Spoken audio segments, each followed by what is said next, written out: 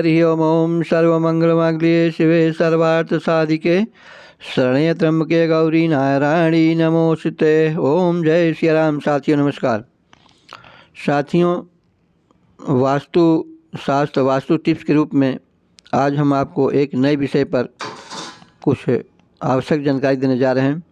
आशा है जिसको आप सुन करके, देख करके, जान करके अपना भला कर सकते हैं और आने वाली परेशानियों से बच सकते हैं।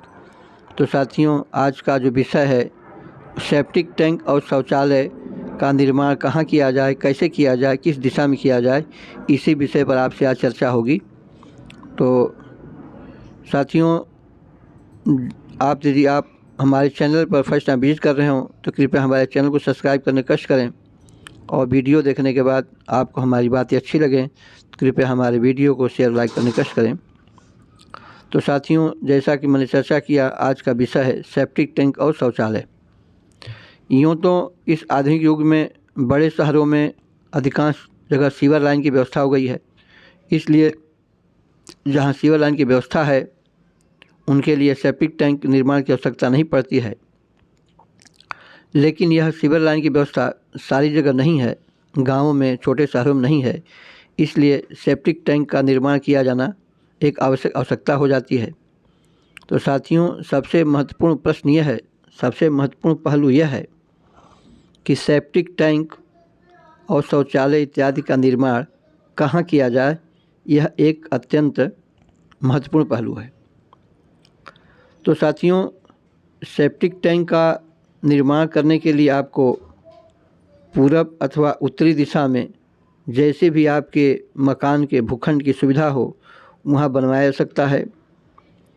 परंतु ध्यान रखने की बात है कि पूरब में कहाँ और उत्तर में कहाँ, क्योंकि यह दोनों दिशा अत्यंत ही शुभ मानी जाती हैं और पूरब उत्तर के कॉर्नर पर ही ईशान कोण होता है जो अत्यंत ही पवित्र और महत्वपूर्ण होता है। तो इस साथियों, यह आवश्यक है कि इसमें पहले हम जानें कि हम पूरब उत्तर में उस लैट्रिन को या उस सेप्टिक टैंक को कहाँ बनावें। ईशान कोण में शौचालय अथवा सेप्टिक टैंक तो कतई न बनवावें। यदि आपने ऐसा कर रखा है तो यह हानि हो सकती है, आपको धन हानि की प्रबल संभावना बनी रह सकती है। तो साथियों, जैसे कि आपकी सुविधा के अनुसार से आपको पूरब में सेप्टिक टैंक बनवाना है, तो सपोज कीजिए कि पूरब में आपके जो लंबाई अथवा चौड़ाई है वो 40 फीट है। जो लंबाई होगी वह उत्तर से दक्षिण दिशा में जो पूर्वी क्षेत्र की जब लंबाई होगी उसमें हमने माना कि 40 फीट है, तो 40 फीट के हमने 4 भाग किए तो 10-10 फीट का एक हिस्सा हुआ। तो 10 फीट हमारा जो पूर्वी क्षेत्र का जो 10 फीट हुआ, पूर्वी दिशा का जो उत्तरी क्षेत्र हुआ वो 10 फीट, वो हमने ईशान कोण में उसको ग्राह्य कर लिया। उसके बाद 20 फीट के बाद जो 10 फीट बचेगा, मतलब वो 40 फीट का जो हिस्सा हो जाएगा, 30 फीट के बाद का जो हिस्सा होगा वो 40वें फीट में वो अग्नि कोण में समाहित हो जाएगा। इसलिए आपको क्या जगह मिली, 20 फीट।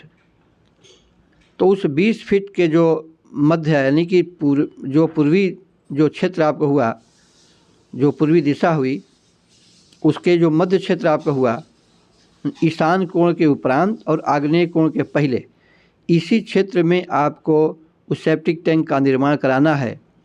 और उसकी आप लंबाई, गहराई, जो चौड़ाई जो आप इस हिसाब से लेंगे आप कि आपकी जो पूरे भूखंड की जो लंबाई और चौड़ाई है उसका मध्य भाग उस सेप्टिक टैंक को न छुए। इस तरह से आपको उसका निर्माण कराना है कि वह मध्य भाग तक उसकी चौड़ाई न पहुंचने पावे। उसी तरह से यदि आप उत्तर में सेप्टिक टैंक का निर्माण कराना चाहते हैं, शौचालय का निर्माण करना चाहते हैं, तो आपको उत्तर में जो दिशा की जो ज़मीन हुई, भूखंड हुआ, उसकी जो लंबाई अथवा चौड़ाई की जो स्थिति है वो पूर्व से पश्चिम हुई। अगर हमने भी मान लिया कि वो भी जगह हमारी 40 फीट ही है, तो 40 फीट के हमने जिसे 4 हिस्से किए, तो 4 हिस्से में एक हिस्सा हमारा जो पूर्वी क्षेत्र का जो ईशान कोण में आया और जो उधर पश्चिमी क्षेत्र में हुआ वह वायव्य कोण में आ जाएगा, तो वायव्य कोण भी अत्यंत प्रभावित होता है। तो हमने उसमें भी 10 फीट इधर छोड़ करके और 10 फीट वायव्य का छोड़ करके 20 फीट में जो हमको स्थान मिला, उसी में हमको उस सेप्टिक टैंक का निर्माण कराना है। और साथियों, जैसा हमने बताया कि सेप्टिक टैंक की जो लेंथ होगी, लंबाई होगी या चौड़ाई जो भी है, उसको मध्य क्षेत्र से न छूने दीजिए। दूसरे और ध्यान देने की क्या बात है कि सेप्टिक टैंक का जो गड्ढा है, दीवार है, वह आपका जो मकान है, आपका जो भवन है, आपका जो घर है, इसकी जो मुख्य जो दीवारें हैं, उन दीवारों से यह टच न करे। ऐसा ना करें कि आप उस जो आपकी जो दीवार है, घर की दीवार है, उसी दीवार को आपने एक हिस्सा ले लिया और आपने सेप्टिक टैंक का निर्माण कर दिया। ऐसा ना करें। जो आपकी दीवार है, उस दीवार से 2 फीट 3 फीट अंदर छोड़ करके जो है, दीवार को छोड़ करके तब आप टैंक का निर्माण करावें, जिसमें आपको विशेष कोई परेशानी नहीं होगी और वह आपको शुभ फलदायक रहेगा। लेकिन अब इसमें भी मुझे और कुछ बातें बतानी है कि जो सेप्टिक टैंक का जो प्लेटफार्म होगा, जो ऊपरी सतह होगी, जो सरफेस होगा, वह अन्य जो आपका जो घर की जो सतह है उससे ऊंचे न हो, उससे आप नीचे ही रखें उसकी सरफेस को, सेप्टिक टैंक की सरफेस को। दूसरा, उसमें आपको क्या काम करने का होगा कि जो सेप्टिक टैंक के जो पानी का निकास है, उस निकास को भी व्यवस्था करें कि वह पानी किधर से निकल करके उत्तरी दिशा में उस पानी का बहाव हो। यदि आपने पूरब में भी बनाया, उसका निकास आप व्यवस्था करें कि उत्तर दिशा में बहे। यदि उत्तर में आपने बनाया तो आप यही व्यवस्था करें कि उसका जो है निकास, पानी का, सेप्टिक टैंक का पानी का जो निकास जो है वह उत्तरी दिशा में बहे, अन्य दिशाओं में न बहे। दूसरी बात साथियों, अगर ज़मीन की आवश्यकता के अनुसार से यदि आपको इन जगहों पर टॉयलेट्स का जो आपको लैट्रिन बनानी है, अगर इसमें व्यवस्था आपके पास नहीं हो पा रही हो, आपको अन्य दिशाओं में इसके विकल्प के रूप में देखना होगा। तो जैसे कि आपके पास दिशाएं क्या बची, दक्षिण हुआ, नैऋत्य हुआ, आग्नेय कोण हुआ, वायव्य कोण हुआ। इन स्थानों पर यदि आपको बनवाना होगा विकल्प के रूप में, मजबूरी के रूप में, तो इनमें बनाने के लिए मना क्यों किया जाता है? क्योंकि इसमें गड्ढा नहीं खोदा जा सकता है। गड्ढा खोदेंगे तो इनका जो है कमज़ोर स्थिति बन जाएगी और आपके लिए वह वास्तु दोष का कारण बन जाएगी।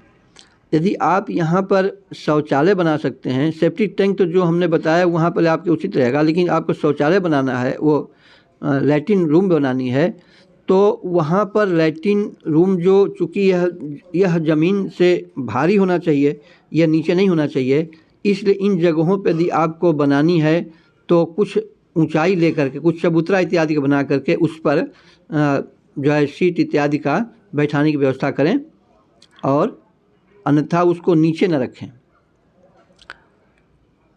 सेप्टिक टैंक की मैं पुनः आपसे कह रहा हूँ, सेप्टिक टैंक की जो फर्श होगी वो घर के फर्श से नीचे रखें, उसके उसके ऊपर न रखें और उसका प्रवाह जो है वो आपको उत्तर दिशा में रखनी है।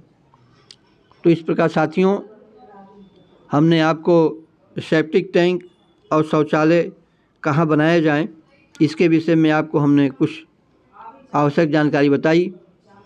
यदि आपको हमारी बातें अच्छी लगी हों, हमारा वीडियो आपको पसंद आया हो, तो कृपया हमारे वीडियो को शेयर, लाइक करने का कष्ट करें। और यदि आपने अब तक हमारे चैनल को सब्सक्राइब नहीं किया है तो कृपया हमारे चैनल को भी सब्सक्राइब करने का कष्ट करें। और साथियों, मिलते हैं नए विषय पर नए वीडियो में।